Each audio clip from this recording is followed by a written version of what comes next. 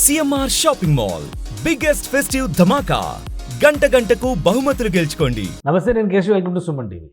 తిరుమల లడ్డు కల్తీ వ్యవహారం దేశవ్యాప్తంగా చర్చనీయాంశమైంది. అదే సమయంలో తెలుగు సినిమా పరిశ్రమలో కీలకమైనటువంటి నటుడు ప్రకాష్ రాజ్ చేసిన వ్యాఖ్యలు పవన్ వర్సెస్ ప్రకాష్ రాజ్ చాలా వరకు అందరినీ ఆకట్టుకున్నటువంటి అంశం. అయితే ప్రకాష్ రాజ్ ఒక డెడ్ లైన్ పెట్టారు, 30వ తేదీ తర్వాత దీనిపైన అంతా క్లారిటీ ఇస్తానన్నారు. అయితే 3వ తేదీ వచ్చినా కానీ ప్రకాష్ రాజ్ ఇంతవరకు పెదవి విప్పలేదు, ట్వీట్లు మాత్రమే చేస్తున్నటువంటి పరిస్థితి. అసలు ఏం జరుగుతుంది, ప్రకాష్ రాజ్ ఎక్కడున్నాడు? ఈ అంశాలను విశ్లేషించేటువంటి ప్రయత్నం చేద్దాం. మనతో పాటు పొలిటికల్ అనలిస్ట్ చంద్ర శ్రీనివాస్ గారు. నమస్కారం. నమస్కారం అండి. ఈ లడ్డూ ఉదంతానికి సంబంధించి సుప్రీంకోర్టులోకి డిస్కషన్ వెళ్ళిన తర్వాత జరిగినటువంటి చర్చ చాలా డిఫరెంట్గా ఉంది. అంతకు ముందర జరిగినటువంటి చర్చ ఇంకా డిఫరెంట్గా ఉంది. ప్రకాష్ రాజ్ గారి విషయంలో మాత్రం ఆసక్తి ఇప్పటికే ఉంది ప్రజల్లో. ఏంటి, ఆయన ఏం మాట్లాడతారు, వస్తే పవన్ కళ్యాణ్కి స్ట్రైట్గా కొన్ని ప్రశ్నలు వేసే అవకాశం ఉంది అనేటువంటి చర్చ నడుస్తుంది. ఏమైంది, పవన్ కళ్యాణ్ గారిని ప్రశ్నించడం కోసం ఇంకా ప్రకాష్ రాజ్ గారు రాలేదు అనేది ఇప్పుడు ఉన్నటువంటి ప్రశ్న. ఏమంటారు? కరెక్టే కదా సార్. 30వ తారీఖు వస్తున్నాడు, 3వ తారీఖు అయింది. అక్కడ ట్వీట్ల మీద ట్వీట్లు చేస్తున్నాడు. చేసేటప్పుడు ఇప్పుడు ఎవరి మీద చేస్తున్నాడు అనేది చూస్తారు. ఒక మెట్టు దిగజారి ఆయనకున్న అంటే మెంటల్లీ అంటే మానసికంగా వైకల్యంతో బాధపడుతున్నాడని అనిపిస్తుంది ఆయన మాట్లాడే తీరు పట్ల. పంగనామాలు మానేసి దాని మీద దృష్టి పెట్టమంటాడు. మొన్నేమో కార్తీక్ విషయంలో క్షమాపణ కోరాడు.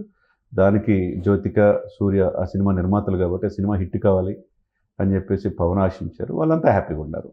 నువ్వెందుకు క్షమాపణ కోరుతూ ఉంటాడు. ప్రతి దాంట్లో ఏలు పెడతాం ప్రకాష్ రాజ్కి. ఎందుకో అది ఆయన మానసిక పరిస్థితి మీద ఒక డౌట్ అందరికీ వ్యక్తం అవుతుంది. చాలామంది హిందూ సంఘాలు, స్వామీజీలు, గురూజీలు నువ్వు రా, నీకు సమాధానం చెప్తావు అంటున్నారు. మరి ఇప్పుడు భయపడి రావట్లేదా? మరి వచ్చి 30వ తారీఖు అన్నీ సమాధానం చెప్తారన్న ఈ వ్యక్తి 3వ తారీఖుని ఎందుకు రాలేదు అనేది అందరికీ డౌటే.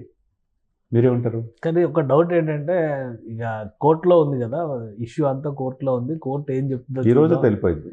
సో ఆ విషయంలో అయిపోయింది, ఏదో అయిపోయింది, ఇక మిగతా పనుల మీద దృష్టి పెట్టండి అన్నారు. కాబట్టి అక్కడితో ఆ అంశాన్ని ప్రకాష్ రాజ్ వదిలేశారు అని చెప్పని అనుకోవాలా? ఎందుకు వదిలేశాడు సార్? మరి నిన్న కూడా స్పందించాడు కదా ఒక విషయంలో, సినిమా ఇండస్ట్రీ విషయంలో స్పందించాడు కదా. అంతా స్పందించే హృదయం ఉన్న మీకు దేవుడి గురించి, పంగనామాల గురించి అంటే దేని మీద దృష్టి పెట్టాలనేది ప్రభుత్వ పెద్దలకి, ముఖ్యమంత్రికి, ఉప ముఖ్యమంత్రికి తెలియదా? మనలో మనమాట. ప్రభుత్వ యంత్రాంగం పనిచేస్తున్న, ఉడతరికి జీతాలు ఇస్తున్నారు, వాళ్ళ పనులు వాళ్ళు చేసుకుంటున్నారు. మీరెవరు సజెషన్ ఇవ్వడానికి? అంటే ప్రజాస్వామ్యంలో ఎవరైనా మాట్లాడే హక్కు ఉందని, కానీ ఇతరుల మనోభావాలు దెబ్బతీసే విధంగా మాట్లాడకూడదు కదా కేశవ్ గారు. ఇప్పుడు ఆయన సినిమా తెలుగు ఇండస్ట్రీ హక్కును చేర్చుకుంది, ఒక మంచి నటుడుగా ఆయన ఆహ్వానిస్తున్నారు. ఇదే ప్రేక్షకులు చూడపోతే ఏమైంది కేశవ్ గారు? ఒక మాట చెప్పంటారా? ఇప్పుడు చాలామంది మేధావులు అందరూ సినిమా రాజకీయాల్లోకి వచ్చేస్తారేమో, ఎందుకంటే ఆయన మాట్లాడుతున్న విధానం బట్టి సినిమా ప్రేక్షకులు అందరూ ఏమనుకున్నారంటే, ఇక మీద ఉభయ రాష్ట్రాల్లో ప్రకాష్ రాజు ఉండే సినిమాలు మనం చూడకూడదు అని పిలిపిద్దామని చెప్పి చాలామంది అనుకుంటున్నారు.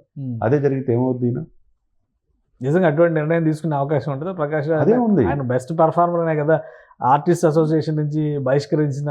ఆయన టైం, క్రమశిక్షణ వీటన్నింటిని ఫాలో అవ్వట్లేదు. వేరే రాష్ట్రాలు తెలుగు కొంతమంది డైరెక్టర్స్ స్పెసిఫిక్ గా ఈ క్యారెక్టర్ ప్రకాష్ రాజ్ అయితేనే చేయగలరు అని ఏరు కోరి తెచ్చుకున్న సందర్భాలు కూడా గతంలో ఉన్నాయి. తెచ్చుకున్నారు. ఇప్పుడు అలాంటి పరిస్థితులు లేవా? ఇప్పుడు లేవండి. ఇప్పుడు రోజు రోజుకు ఆయన మాట్లాడే తీరు ప్రజలు అసహించుకుంటున్నారు. సినిమా ప్రేక్షకులు, ఆయన ఇష్టపడే వాళ్ళు కూడా అసహించుకుంటున్నారు. ఈయనెవరు మమ్మల్ని ప్రేరేపితం చేయడానికి? ఓకే, నటుడిగా మీ గురించి డౌటే లేదు.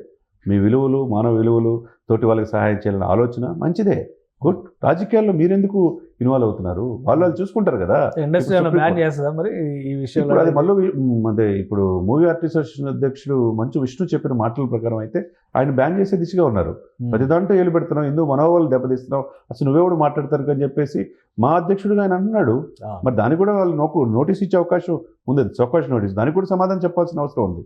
మీరన్నట్టు తమిళ ఇండస్ట్రీ కావచ్చు, మిగతా ఇండస్ట్రీలో ఆయన సరిగ్గా టైంకి రాడని చెప్పి, దర్శకుల పట్ల వ్యవహారం సరిగ్గా ఉండదని, ఎక్కువ కోపపడతారని చెప్పేసి బహిష్కరించిన సందర్భాలు మనం ఉన్నాయి. కానీ తెలుగు ఇండస్ట్రీ హక్కు చేర్చుకుంది కదా, ఇక్కడే నువ్వు నివసిస్తున్నావు కదా. మరి ఇదే రాష్ట్రాల్లో ఉభయ రాష్ట్రాల్లో పరిపాలన ఉంటుంది కదా. మరి మీరెందుకు దాంట్లో జోక్యం చేసుకుంటున్నారు? రాజకీయాలు మీకెందుకు? రాజకీయాలు పార్టీ పెట్టాం, మీరు గెలవలేదు, అయిపోయింది. సిటిజన్ ఆఫ్ ఇండియా ఎవరైనా మాట్లాడవచ్చు, ఆయన మాట్లాడుతున్నారు, ఆయన అభిప్రాయాలు ఆయన చెప్తున్నారు. దానిలో కేశవ్ గారు, మీరు మాట్లాడే దాంట్లో ఎవరు ఏమంటలేదు సార్. మీరు మాట్లాడిన మాట ఇతర మనోభావాలు దెబ్బతీస్తుందా లేదని చూడాలి. ఎవరు పదే పదిగా మీరు ఎవరి గురించి మాట్లాడతారు, యావత్ భారతదేశం సనాతన ధర్మం తన భుజానికి ఎత్తుకున్నాడు. అందరి కోసం 100 కోట్ల మంది హిందువుల కోసం ఆయన 11 రోజులు ప్రాయశ్చిత్త దీక్ష తీసుకుని నేను విరమించడానికి కాలినడకని వెళ్ళాడు కదా, ఆయన ఎందుకు ఈయన ఇట్లా అంటున్నాడు అనేది అందరిలో బాధ ఉంది. ఏంటి మీకు ఒక ఐడియా ఉంటుంది కదా, ఏంటి అసలు ఏమన్నా పర్సనల్గా ఇద్దరికి ఉందా, ఐడియాలజికల్ డిఫరెన్స్గానే దీన్ని చూడాలా? ఎందుకంటే ఇద్దరు మంచి మిత్రులు. పవన్ కళ్యాణ్ గారు కూడా మీరు యాజ్ ఎ హ్యూమన్ బీయింగ్ మీరంటే నాకు చాలా రెస్పెక్ట్ అని చెబుతూనే ప్రకాష్ రాజ్ గారి వ్యాఖ్యలను ఖండిస్తున్నారు. ప్రకాష్ రాజ్ గారు ఓపెన్గా ఏమీ చెప్పకుండా ఆయన 30వ తారీఖున వస్తానన్నది మాత్రం చిన్న వీడియో ఇచ్చారు, మిగతా అంతా ట్వీట్లతోనే వ్యంగ్యంగా పరిస్థితి. ఇక్కడ ఏం లేదు సార్, ఒకటి ఏంటంటే ఈ యొక్క సనాతన ధర్మం జాతీయ స్థాయిలో వేయాలన్న ఆలోచన ఓ పవన్ కళ్యాణ్కి రావటం, ఇది మొత్తం మోదీ గారికి ప్లస్ అవుతుందనే బాధ తప్పితే పవన్ కళ్యాణ్ పట్ల వ్యక్తిగతంగా ఆయనకి ఏమీ లేదనేది నేను అనుకుంటున్నాను. ఎందుకంటే వాళ్ళిద్దరికీ ఎప్పుడు కూడా మంచి స్నేహంలే. కానీ ఆయన ఆ హోదాని మరిచి డిప్యూటీ సీఎంగా ఉన్నాడు, పరిపాలన చేస్తున్నాడు, మంత్రిగా ఉన్నాడు, 5 శాఖలు నిర్వహిస్తున్నాడు, ప్రపంచం మొత్తం ఆయన మీడియా మొత్తం ప్రశంసిస్తుంటే ఆయన్ని మీరు విమర్శించడం అనేది మిగతా వాళ్ళు జీర్ణించుకోలేకపోతున్నారు. నీకు మోదీ గారి మీద వ్యతిరేకత ఉండొచ్చు, ఆ వ్యతిరేకత పవన్ కళ్యాణ్ పేరు చూపించకూడదు కదా ఇట్లా ట్వీట్ల ద్వారా. ఏదైనా ఉంటే కలిసి వచ్చి మాట్లాడు. 30వ తారీఖు వస్తాన్న వ్యక్తి 3వ తారీఖు ఎందుకు రాలా? అంతే కదండి, మీరు రా మాట్లాడుతూ అంటున్నారు, సమాధానం చెప్పు. పవన్ కళ్యాణ్ చెప్పాల్సిన అవసరం లేదు, మేము చెప్తా ఉంటున్నాం హిందూ సంఘాలన్నీ కూడా, మరి వాళ్ళకి చెప్పాలి కదా. కాబట్టి ఇది ఏమైనా ఎవరో పట్ల ఈ దేశానికి ప్రధానమంత్రిగా ఉన్న పట్ల అంటే నీకు ఇష్టం లేదు, ఆయన కాడు ఈసారి అయ్యాడు, 3వసారి హ్యాట్రిక్ పిఎం అయ్యాడు. ఇక స్ట్రాంగ్ సపోర్ట్గా పవన్ కళ్యాణ్ నిలబడుతున్నాడు. ఇప్పుడు యోగి ఆదిత్యనాథ్ ఎట్లా నిలబడ్డాడో, అస్సాం ముఖ్యమంత్రి ఆయన హిమంత బిశ్వశర్మ ఎలా నిలబడ్డాడో, ఇంకొక వ్యక్తి తయారయ్యాడు అనేది బాధ ఆయనకి. దక్షిణ భారతదేశాల తరఫున బలమైన నాయకుడు పవన్ కళ్యాణ్ ఎందుకు ఇట్లా సపోర్ట్ చేస్తున్నాడు అనేది బాధ. ఎవరికి మేలు చేయడానికి నువ్వు ఈ పని చేస్తున్నావు అన్నాడు ఫస్ట్ ట్వీట్లో.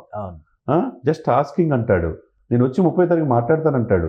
కార్తీ ఏమో ఆయన చేసిన తప్పుకి సరిదిద్దుకోవడానికి ప్రయత్నించి ఆయన క్షమాపణ కోరితే ఈ క్షమాపణ కోరటం ఏం ఆనందం అంటాడు. చివరికి పంగనామాలు పెట్టడం మానేసి పరిపాలన మీద దృష్టి పెట్టమంటాడు. ఏంటి సార్, వాట్ ఈస్ దిస్? ఎవరికి చెప్తున్నాడు ఈయన? చెప్పేటప్పుడు నువ్వేంటో నువ్వు తెలుసుకోవాలి. రాజకీయాల్లో కంటే ప్రకాష్ రాజ్ గారు లాస్ట్ టైం బీఆర్ఎస్ పార్టీతో బాగా కలిసి క్లోజ్గా ఆయన మహారాష్ట్ర పర్యటన, రాజ్యసభ సభ్యుడు కూడా అవుతాడు, కేసీఆర్ గారితో మహారాష్ట్ర పర్యటనలకు కూడా వెళ్ళారు. ఈయన రాజ్యసభ, మీరు అన్నట్టుగా రాజ్యసభ డిస్కషన్ కూడా వచ్చింది. ఇప్పుడు బీఆర్ఎస్ తో ఉన్నట్టా లేదా కాంగ్రెస్ తో వెళ్ళే అవకాశాలు ఉంటాయి? అంటే ఇప్పుడు బీఆర్ఎస్ తో ప్రస్తుతానికి ఉన్నట్టే. మరి అంటే కేసీఆర్ గారిని ప్రధానమంత్రి చేద్దామన్న ఆలోచన ఆయన 2023లో అయిపోయింది కదా. అంటే మీడియా సమక్షంలో చెప్పాడు సార్, దేశంలో అతనికి ఉన్న దూరదృష్టి ఎవరికి లేదు, కేసీఆర్ గారు ఈ దేశానికి ప్రధానమంత్రి అవుతాడు అన్నాడు. మరి ఆయన అయ్యేదాకా ఈయన ఆయనతో పాటు ఉంటాడా, కష్టపడతాడని కూడా చూడాలి మనం. రైట్. థ్యాంక్ యూ శ్రీనివాస్ గారు. ఇది ప్రకాష్ రాజ్ చేసినటువంటి వ్యాఖ్యలపైన తెలుగు రాష్ట్రాల ప్రజలందరూ కూడా ఆసక్తికరంగా ఎదురు చూస్తున్నారు. ఆయన 30వ తేదీనే ప్రజల ముందరకు వస్తారని ఆశించారు, ఇంకా రాలేదు. అయితే సుప్రీంకోర్టులో కేసు విచారణ జరుగుతుంది కాబట్టి ఆ స్టేటస్ని బట్టి బహుశా మాట్లాడే అవకాశాలు ఉండొచ్చు అనేది ప్రస్తుతానికి అందుతున్నటువంటి సమాచారం. ఇక చంద్ర శ్రీనివాస్ గారు విశ్లేషిస్తున్న అంశాల ప్రకారం చూస్తే కనుక రాజకీయాలపైన ఆయన పూర్తి స్థాయిలో ఫోకస్ పెట్టే అవకాశాలు రాబోయే రోజుల్లో కనిపిస్తున్నాయి. ఇది special discussion. Keep watching. Suman టీవీలో మీ పర్సనల్ అండ్ బిజినెస్ ప్రమోషన్స్ కోసం కింది నెంబర్కి కాంటాక్ట్ చేయండి.